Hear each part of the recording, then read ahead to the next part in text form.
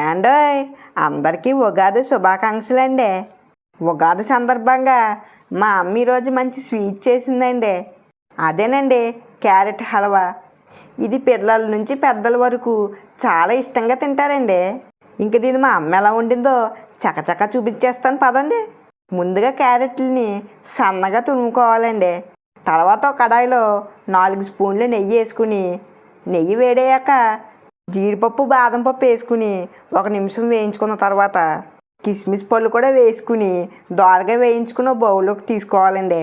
అదే కడాయిలో 2 కప్పులు క్యారెట్ తురుము వేసుకుని పచ్చివాసన పోయేంత వరకు వేయించుకున్న తర్వాత 1 కప్పు కాచి చల్లార్చిన పాలు వేసుకుని లో ఫ్లేమ్ మీద కలుపుకుంటూ దగ్గరికి అయ్యేంత వరకు ఉడికించుకోవాలండి. ఈ మాత్రం దగ్గరికి అయిన తర్వాత 1/4 కప్పు షుగర్ వేసుకుని మళ్ళీ కలుపుకుంటూ బాగా దగ్గరికి అయ్యేంత వరకు ఉడికించుకోవాలండి. ఇలా బాగా దగ్గరికి అయిన తర్వాత 1/2 టీ స్పూన్ యాలకుల పొడి వేసుకుని ఒకసారి బాగా కలుపుకున్న తర్వాత మంచి రంగు కోసం చిటికెడు రెడ్ ఫుడ్ కలర్ వేసుకుని బాగా కలుపుకోవాలండి. ఫుడ్ కలర్ అనేది ఆప్షనల్ అండి, మీకు నచ్చకపోతే స్కిప్ చేయొచ్చు. ఇప్పుడు కొంచెం నెయ్యి వేసుకుని మళ్ళీ ఒకసారి బాగా కలుపుకోవాలండి.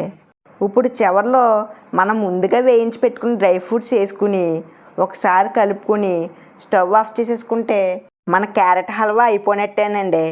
అంతేనండి మన క్యారెట్ హల్వా. దీన్ని తింటుంటే ఉందండి అబ్బబ్బబ్బబ్బా స్వర్గం అనుకోండి. ఇదేనండి ఇవాల్టి రెసిపీ.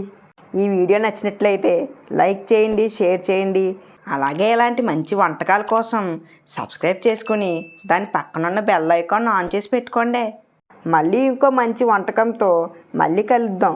ఉంటానండి, బాయ్.